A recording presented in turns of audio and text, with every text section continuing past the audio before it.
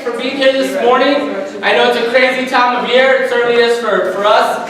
But first, I'd like to introduce our organizers. We have Serena Harper. Hey, Serena. Eric Bischoff. Michelle Blakely, back from gallivanting about the Caribbean. All right, Michelle. And then Nicole is back in here. She's making everything happen. Nancy's not with us today. She's traveling, so we're a little short-staffed, so I apologize for that. We're trying to get everything straight. A couple of important announcements. This is our last, quote-unquote, regular 1 million cups for the year. We will not be here next week. We are going to start back up January 3rd. Hopefully we'll have a decent turnout January 3rd. So January 3rd we'll be back. Parking. Did you lose legs on We had to take it down. Yeah, we had a board meeting and we had our Christmas party. By the way, if you weren't here for our Christmas party, you missed out on a good time, good food, free booze, but anyway, yeah. So if we put the chairs back, maybe we squashed you in a little bit. So I apologize for that. Parking. If you parked in front of the building in the angled parking, you must be backed in. The City of El Paso will come and leave you a little note. If you're on the side closest to Durango, you're limited to an hour. If you're on the half closest to the Paisano curve, then you're fine. So with that, let me go ahead and go through the rest of our introductory announcements. I'm Ernesto Gamboa. Thank you for coming here. As being here for 1 million cups, you're part of a huge movement. There's over 140 1 million cups communities in the U.S.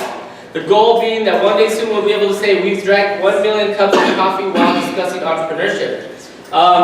We normally do have an introductory video, but we're not going to have those today. So, what is 1 million cups? It's an entrepreneurial showcase, networking, and educational event. Every week we bring in 2 entrepreneurs to tell us their story. Actually, today we're changing the format a little bit, which I'll explain. But we bring in entrepreneurs, tell us their story, their trials, their tribulations, how they got into entrepreneurship. And then you all get to ask them questions for 15 minutes. And that's a real value add, where you get to challenge them, ask them those tough questions, and provide that valuable feedback. Please do check in and follow both the Hub and 1 Million Cups on Facebook and Twitter. You can download the 1 Million Cups app. Please check in. I've been forgetting to check in, shame on me. And that's right, we have, Nicole set us up on Instagram now. So we have Instagram. What's the Instagram handle or whatever? Hub of Human Innovation on Instagram. That's a new thing we're doing. On the 1 Million Cups app, you can please check in and you can also provide feedback to the presenters. So that's a really cool thing. I'd like to shout out to our sponsors. We actually have Krispy Kreme donuts today, but our sponsor for the coffee, Delicious 210 Coffee. Please go by and check out any of their 3 locations. They're going to be donating our coffee for the next 6 months, I think, so that's awesome. And then our venue sponsor, the Hub of Human Innovation, where we are now. The Hub is a technology and business incubator for the purpose of economic development. So if you have a new business, a growing business, particularly if you're introducing a new technology, a new product, a new service, come and talk to us, we can help. We're extremely affordable because we're supported by the City of El Paso and some other private donors. And also our media sponsor, who cannot be here today, is Borderline TV and Digital Bull. Is that it? I don't know if I'm forgetting anything. Oh, so today's format is we only are having 1 presenter, and then the second half we're going to do an alum edition, if you will. So we asked as many of our alum presenters to come by. We'd like to take a big picture with everybody, all the alums that are here, and then we're going to give our alums just a minute or 2, because there's several, which is awesome, to maybe talk about any successes they had in the year, any new initiatives that they're launching in the upcoming year, just a minute or 2. So the second half of the program is going to be a little bit different. But with that, I'm going to bring up our presenter, Root Architects. Root Architects.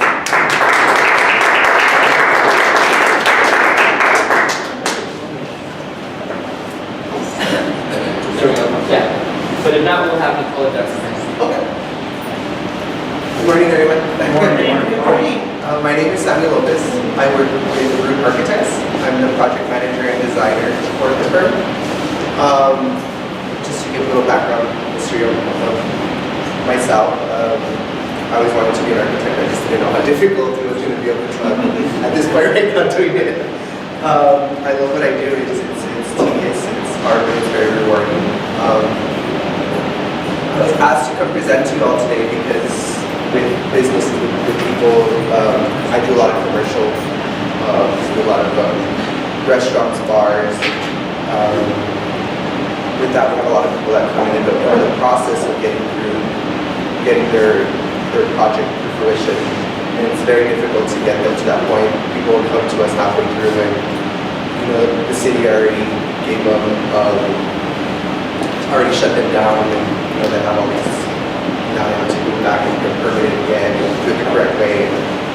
So to avoid all that, we want to start people early on in the process of getting their project, whatever it be, if it's a coffee shop, if it's a restaurant, if it's a if it's a boutique or anything you guys have, it's better to start with. And I'm going to explain to you more why it's important to come to. People are always scared to come to. You're an architect and you think, oh, I can't afford an architect or a designer. But it's extremely important. It's probably the most important part of your business.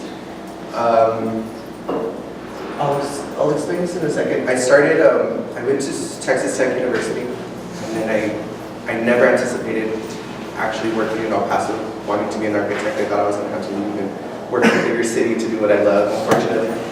But luckily, I found what I love to do here in El Paso. I went to Texas Tech. They opened up a school of architecture here about 5 years ago. I went through Lubbock and then I did my last semester here. From there, I studied abroad in Central America. My thesis on architecture was studying sustainability. And in order to do so, I had to, Texas Tech requires you to do study abroad for 6 months to a year. I was sent to Nicaragua because I wanted to study how to build for my environment and use resources that are, better and for us as, people in our communities as well. So I went to Nicaragua, I came back. Ironically, I had a friend from LA moved to El Paso and he started hustling here. He was working for a big firm out in LA called Morphosis. And at that time, I had just finished architecture school, and I remember telling Charles, I'm going to work for you when I'm done with school. And he's like, no, I'm not going to give you a job just because I know you. And I remember it was here in El Paso, and I had gotten waitlisted for grad school. So I didn't know what I was going to do in my time. So I was like, well, maybe I should go intern or see what I can do. And I ended up teaming up with Charles, and we started going after local projects. I knew a lot of people here, so locally we started building on that, and that's where I started doing interior design work from there. And then I teamed up with a local architect who's also up and coming. He liked our work and liked what we did, so he asked us to kind of, collaborate on some projects. He ended up hiring me full-time and giving me a position in his firm to manage the projects and the design work that we do. Having said that, what happens with a lot of people coming to us with projects, they don't know the process and it can be very complicated and tedious running any project through the city. And if you have a project out there and that how difficult it is, our job is to make that easier for you all. We kind of come up with the layout, we kind of come up with, you explain what your project is, and we'll ask the questions and we'll design the layout. And we'll go from there and we'll get you permitted through the city and we'll help you with the process. Unfortunately, people don't know that, they don't know how they have to go through permits with the city, and they just start up, and it affects their business. It affects everything that goes through there, from people who are just, you have people who are eating at your restaurant, you need to understand the program that they have. This first slide is just an example of a project that we kind of started here in El Paso. As you can see, we usually start with the site. We have to lay out the foreground and the building footprint of what we're going to do. And this is our bigger project. Obviously, we do a lot smaller ones as well, but just to get you an idea of how we do the process. And then, so let's say you come to me and you say, I have this plot of land and I want to build on it. From there, we would say, okay, we kind of survey the land, and we have to abide by rural city regulations of right-of-ways, and there's a whole, like I said, there's just Regulation. yes, exactly. So from there, sorry, I lost my words. So from there, we'll start with that, and we'll say, people will give us their budget. That's most important. A lot of times, people don't want to give us their full budget, but we're on your team. You have to kind of disclose everything. So a lot of times, people try to keep things from us at the beginning. I find people very weary when they're approaching. It's like, oh, this is my budget, and this is all I have. Like, it's our job to work with that budget, and you come to me and you say, I have $2 million, but I have this plot of land, and I need to build. I want to build residential, I want to build a hotel, I want to build retail. Okay, we'll see what we can do. We start laying out the space, and from there we start getting to put it in. As you can see here, we have the site. It's already been, on this side, it's already been developed. So that kind of helps us as well to kind of lay out the rest of the right-of-ways and the entrances. There is ADA regulations, there's city regulations, there's a lot of stuff that people don't know about, so they come to us to help them with that. So from there, we'll start laying it out. From that, we get this, and then from here, we start building it up on 3D, three-dimensionally, to give you a better vision of what you're dealing with.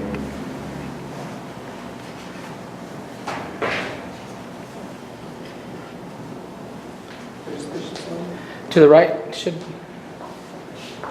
should try to aim it through the door to the computer's in there. There you go. There you go. Okay.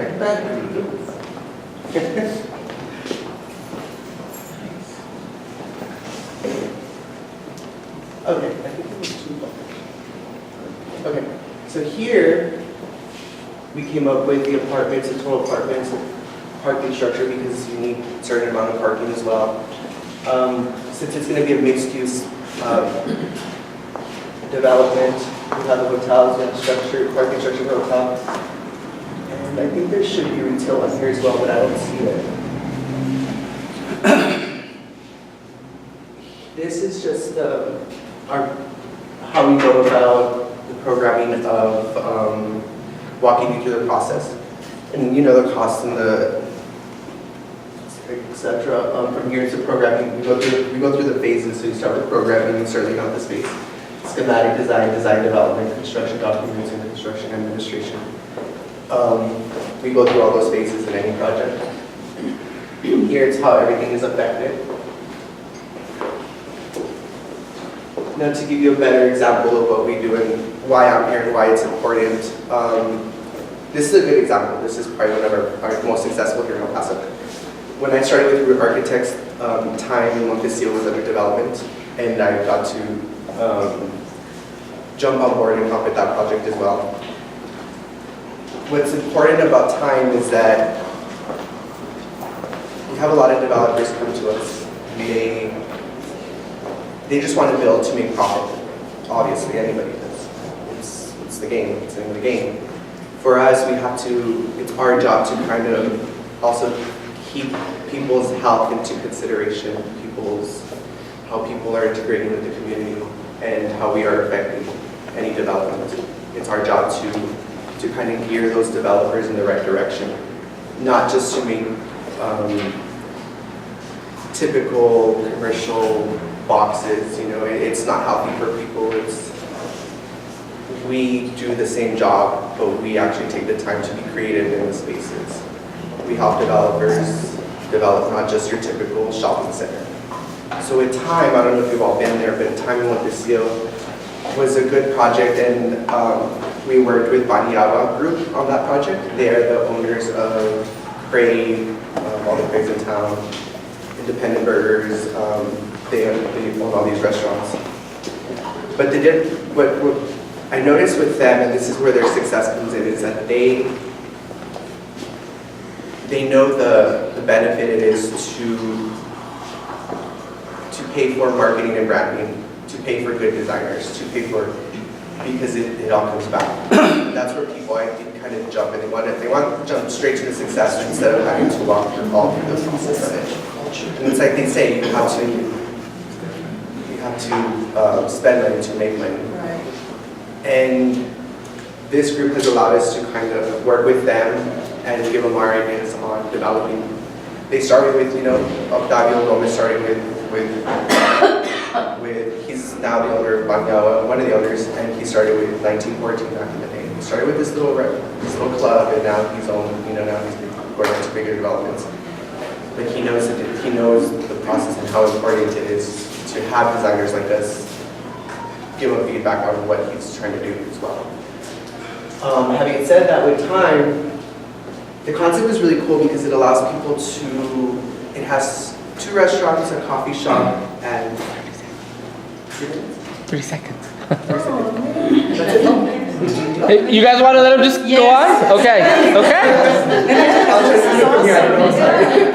No problem. We didn't have a speaker in particular. Go ahead. Sorry. With that, they allowed the community to have people come in with a dream and rent a space out for very, very inexpensive. I think you can build out a container there you can rent out a container there for $300 a month and own a business and startup. It's good for startups. The little components there. So they also added the restaurant component of Manunam, which is a Mexican restaurant. We have Stonewood in there, which is more of an upscale restaurant. We have Hillside, which is the local coffee brewers. And then we have about 10 boutiques where people can come in and take a brewer space.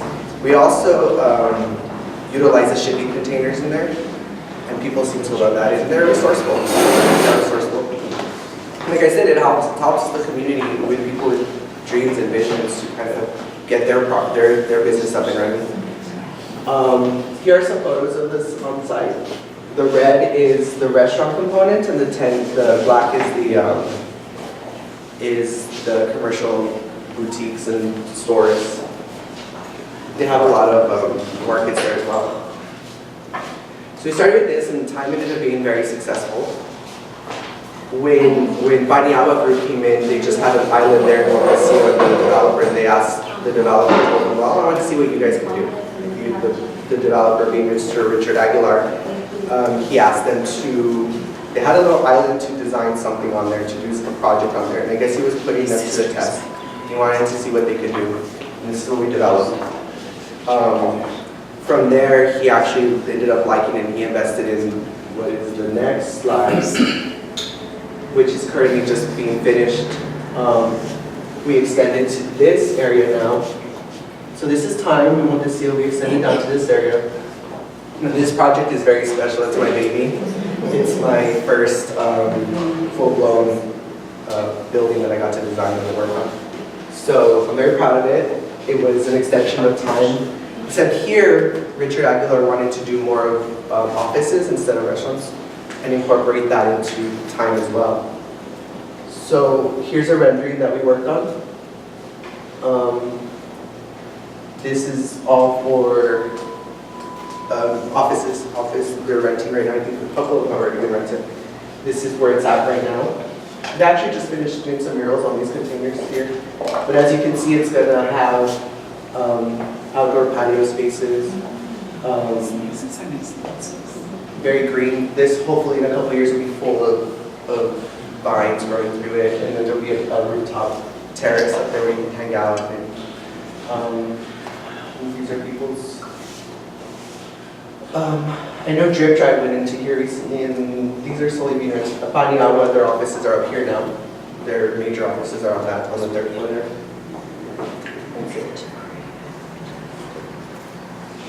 So going back to my initial why I'm here is to speak to people, is to help them understand why it's important for you all, if you know anybody that's starting a project, whether it's with us or with anybody, to have them come in and help them develop it. Recently I had some people come in that were going to open up it was kind of like a dog shelter. So he had us meet him on site, and when we go on site, to get him through the process, he had a guy there checking out the floor, and he's already going to pay him to do the flooring. And so we start talking to him about the process, and I go in and I'm asking him, he's going to open up a business soon. And I'm asking him, like, what's your program when anybody comes in? If anybody brings their dog in, how are they going to, what's the process?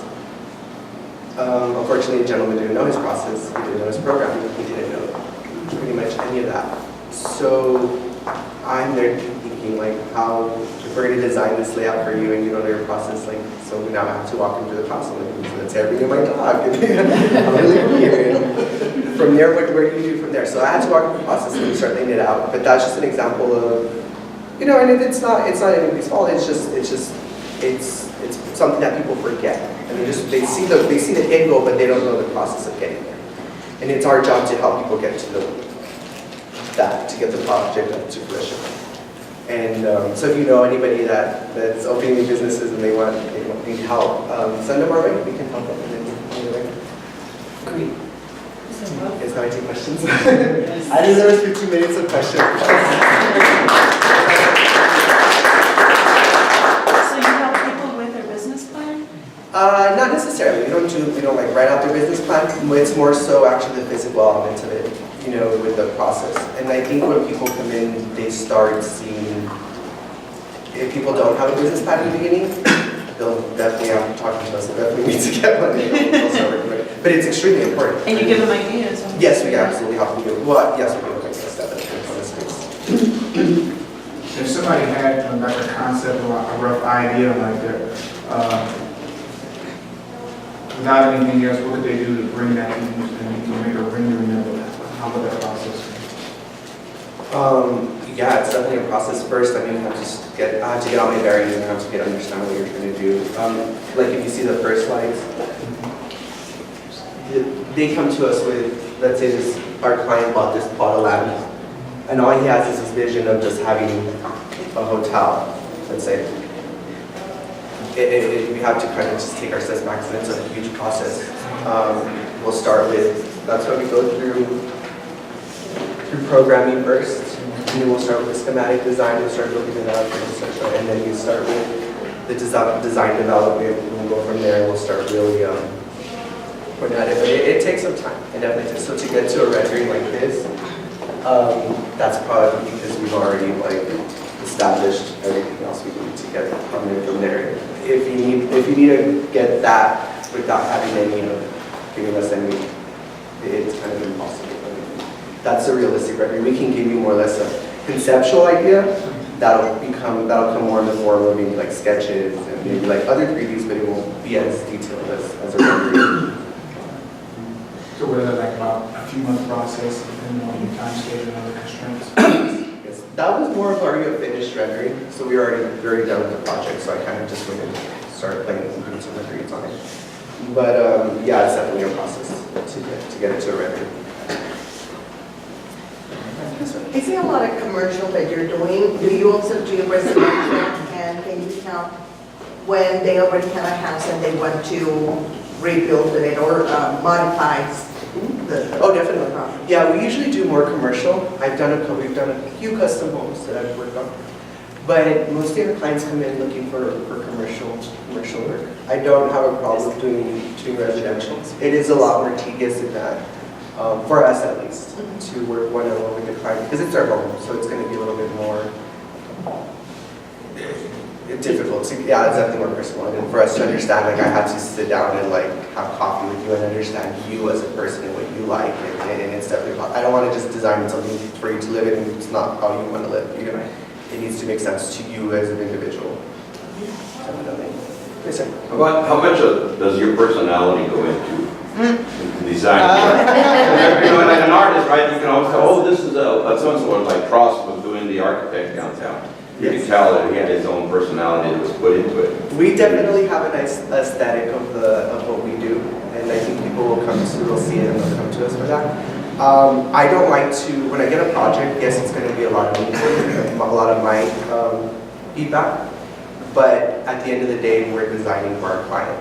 So if they come to us, they kind of already know what we do, and they kind of like our aesthetic as designers, as architects. So they'll kind of, of course I've had clients who, are very adamant in what they want and how they want it, and we'll give it to them, of course. But I do have to give you my professional feedback on any design, and I would hope you as a client absorb it and see it. Yes, sir. What is your next future project, big future project? We have a couple right now. I've been blessed to have worked on some trust buildings here downtown to help bring those up. We're rehabilitating a couple of buildings. We did one over on Piedras recently that was just finished where we did work in Salt and Honey, and thankfully we got an award for that building, the RBC building, for our rehabilitation on that project recently. And it was a trust building, and recently we got the Abdu. We're remodeling the Abdu building right now downtown, and we're turning that into upscale apartments. The Abbey building? The Abdu? The Abbey, okay. I'm sorry, what's your question again? Your next big project. We have those coming up, and then we have, let me see. We have a bar in Cincinnati opening up soon that we're working on, and as far as like larger developments, we're just doing a couple of buildings downtown. We've got the one next to Mills now, which is the Hills, the WS Hills building, so that's what I'm working on right now. And I just started that one, so. The Plaza Hotel's remodeling. Yeah. Just found out. No, and actually, we work closely with In Situ Architects, which I'm working with them now on the Hills building, and they're working on the plaza. So Awesome. getting to be around, that's really It's going to be really cool. Yeah. Yes. Yes, sir. You mentioned sustainability that you do it down in Nicaragua. Does that also include the longevity of the building and the structure itself so that it retains the value?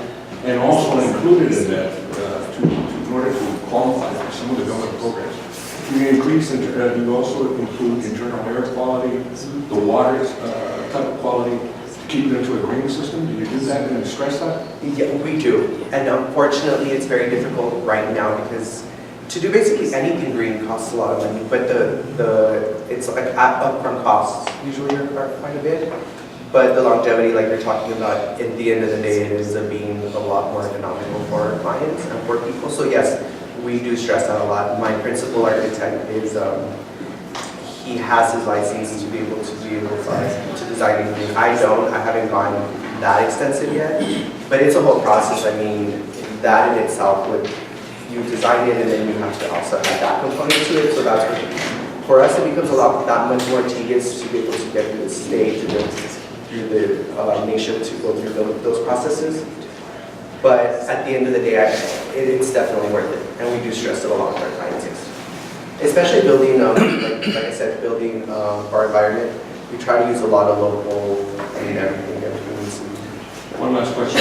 Included in part of your counseling that you provide, you also provide the navigation they have to include for bonding and so forth and so on for as owners?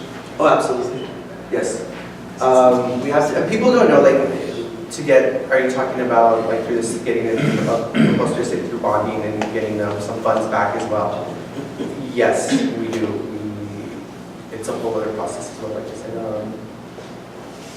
Even with these historic buildings that we've been doing lately, with the avenue, is very, very tedious as far as getting any monies back to our clients, and that definitely helps. You tell people we can definitely get these funds for you to get some money back, and yeah, it's definitely attractive for developers to want to come in and develop these buildings. So we'll put in the actual legwork because it's worth it for our community, definitely, and for the buildings.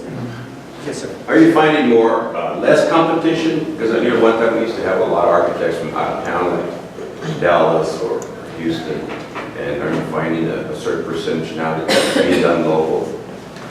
Oh yeah, and because it was a while back, it was a lot of them were from out of town. Everything was designed, it was always from out of town. yeah, and it's always very disappointing when you hear a huge developer, local developer here in El Paso. Because I've worked with many of them. I've been blessed that I've worked with a lot of these guys, and it does suck to hear, like, oh, they ended up getting an architect from Dallas after we presented, or after any other architect were presented. But again, that's political. That's a whole. That taps into a whole other. Like the children's, what is it, Children's Museum or something now? But there were like 3 different architectural designs, but I don't think any of them were even from El Paso. They were out of town. Actually, we just were speaking with the owner of the Children's Museum in that area, and he was wanting to have us work on something.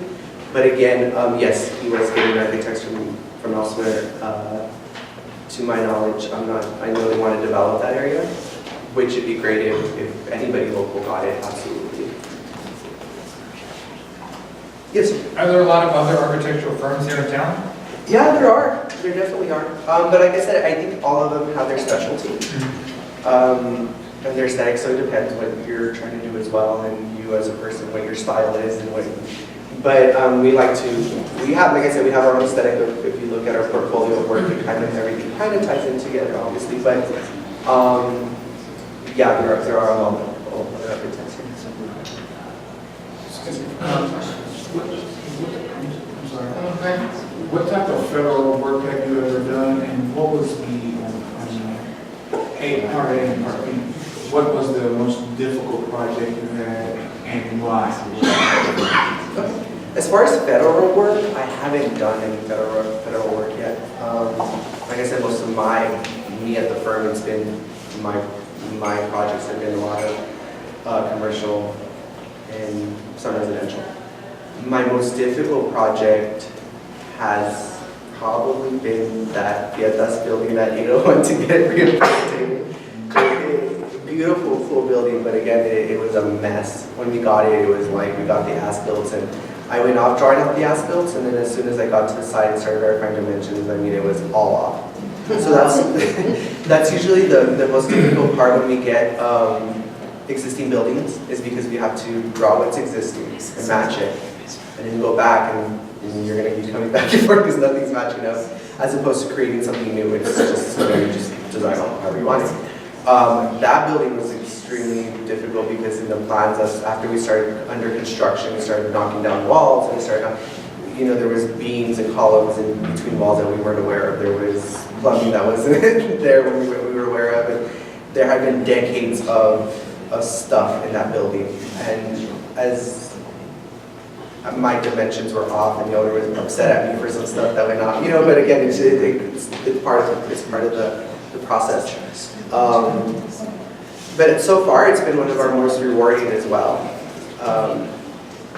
As big of as a headache it was going through that process. I remember when we were designing Salt and Honey, we were going through the walls, and every time we knocked down a wall, there would you see another decade of another layer of something in wallpaper, and then we knocked down another wall, and in between was glass. I mean, you were making life into history. Absolutely. Yeah. No, absolutely. And I got a lot of inspiration from that. There was I remember there was this, when we knocked down, there was these glass panels in between it. They were cool. They were like glass, and there was glass, but like snake. It looked like snake skin, but they were bubbles. It was very interesting glass. I've never seen anything like that, so we kept some of it.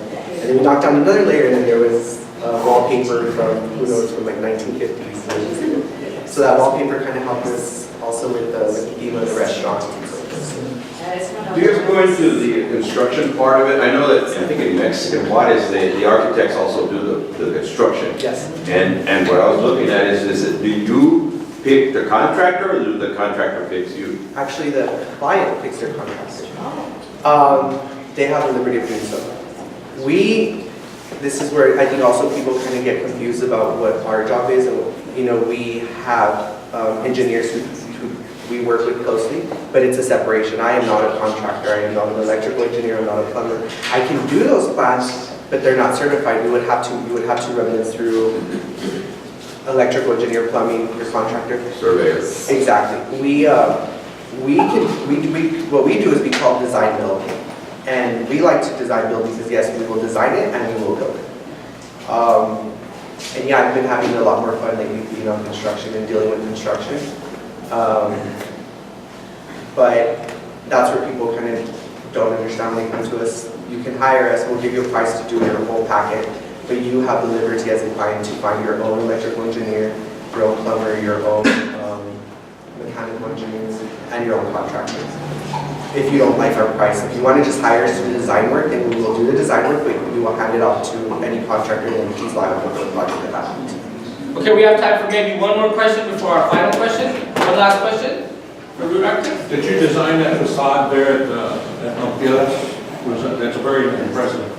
On the building there. The green? Yes. Yes, we did the green. Actually, they're not done. We're still adding a lot of planters to the facade. We're also growing the back part of that building. It's going to probably be something else soon.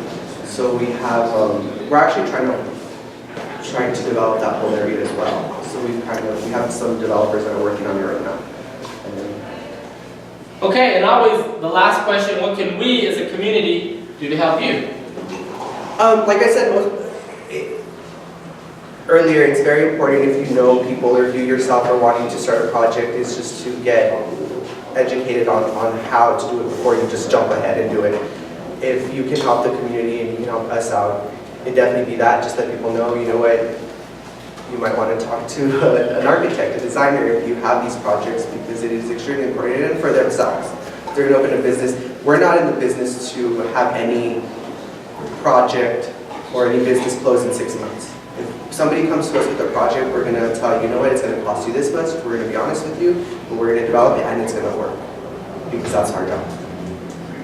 So yeah, I mean, if you can help us in any capacity, it's just let people know that any design, it's for the betterment of our community and people's health as well. So. Okay, thank you so much.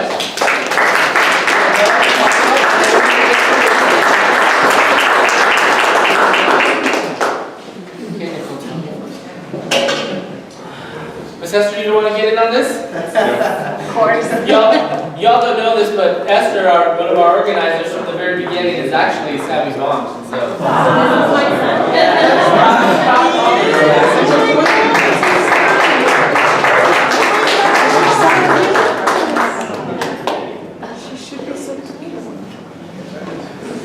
And I'm always looking for an excuse to get out of here. You guys have heard me say this. Oh.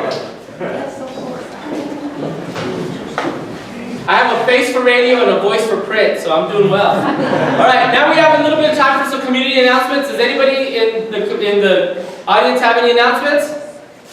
No? I do. Oh, okay. Yes, Tom, quickly go first. Oh. I have breakfast with Friends Networking, and you don't have a meeting tomorrow.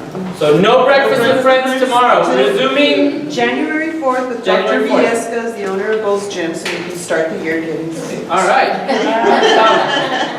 Morning, everybody. Those of you know, I used to work at New York Life. I quit there earlier this month. And now I'm trying to educate people on cryptocurrency. I did my first presentation this past Monday at Famous Dave's, had 25